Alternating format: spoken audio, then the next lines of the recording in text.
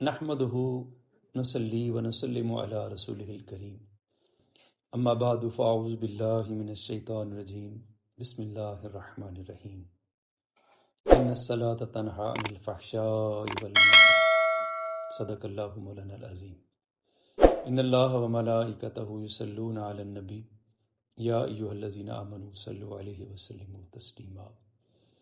اللہم صل علی سیدنا و مولانا محمد وعلی آل محمد وبارک وسلم وصلی علیہ۔ اللہ رب العزت کی حمد و ثنا کے بعد نبی محترم شفیع معظم رحمت للعالمین راحت العاشقین احمد مجتبیٰ محمد مصطفیٰ صلی اللہ تعالیٰ علیہ وسلم کی بارگاہ اقدس میں بے پناہ درود و سلام کا نذرانہ پیش کرنے کے بعد میں آپ کی توجہ اس طرح مبذول کرانا چاہتا ہوں۔ جو آپ یہ سوال کر رہے ہیں، آپ یہ چاہ رہے تھے کہ کیا نماز کے اندر ہمیں کیوں اپنی رکعتوں کو، اپنے ارکان کو بھول جاتے ہیں، تلاوت کرتے ہوئے کیوں بھول جاتے ہیں؟ اس میں سب سے بڑی پہلی بات جو اہم بات ہے وہ یہ ہے کہ جب ہم نیت کرتے ہیں تو نیت کرتے ہوئے نماز کو شروع کرتے ہوئے اپنی توجہ، اپنی نیت اتنی مضبوط کر لینی چاہیے کہ آپ اپنے رب کے سامنے کھڑے ہیں اور اللہ آپ کو دیکھ رہا ہے۔ تو نماز کے جو ضابطے ہیں ان میں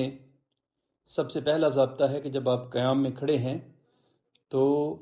آپ کی نگاہیں جو ہیں وہ آپ کے سجدے کی جگہ پہ ہونی چاہیے، اور تکبیر تحریمہ سے لے کر سلام تک تمام تلاوت، تسبیحات، تمام ارکان کی تکبیرات تحلیلی، تبدیلی جتنی بھی ہیں ان کو اتنی آواز سے پڑھا جائے کہ آپ کی آواز آپ کے اپنے کان میں آنی چاہیے۔ جب اس طرح سے آپ توجہ کے ساتھ آپ نماز کو شروع کریں گے تو انشاءاللہ عزیز آپ کو نماز میں کہیں بھی نماز کے بھول جانے کی کہیں بھی کوئی ضرورت پیش نہیں آئے گی، اور آپ کی نماز تکمیل کے مراحل تک اس طرح پہنچے گی کہ آپ کے اندر خشوع و خضوع پیدا ہوگا۔ اور جب آپ تسبیحات پڑھ رہے ہوتے ہیں تو اس وقت بھی آپ کی جو ہاتھ کی انگلیاں ہیں، پورے ہیں، ان پوروں کو اپنے جسم کے ساتھ دبا کر آپ اپنی تسبیحات کو گن سکتے ہیں۔ تو جب آپ اس طرح عمل کریں گے تو آپ تسبیحات کے ادا کرتے ہوئے بھی اپنے آپ کو نماز میں نہیں بھول پائیں گے، اور آپ کی توجہ اپنی نماز میں مرکوز رہے گی۔ ایسے ہی جب قیام میں ہیں تو قیام میں آپ اپنی نگاہیں سجدے کی جگہ پر مرکوز کریں گے، تو جب رکوع میں جائیں گے تو آپ کی نگاہیں اسی طرح فکس ہو کے اسی اینگل کے ساتھ آپ کے پاؤں کے ناخنوں پہ آ جائیں گی، اور آپ کی توجہ آپ کی نماز کی طرف رہے گی۔ آپ کے دونوں ہاتھوں کی انگلیاں، انگوٹھا ایک طرف اور دونوں چھوٹی انگلیاں ایک طرف، اور درمیان والی دو انگلیاں جو ہے آپ کی ٹانگ کے اوپر ہونی چاہیے، اور آپ اس طرح سے رکوع کریں گے تو یقیناً آپ کو اس رکوع میں لطف بھی آئے گا اور مزہ بھی آئے گا، اور نماز میں آپ کو کسی قسم کا خیال بھی نہیں آئے گا۔ ایسے ہی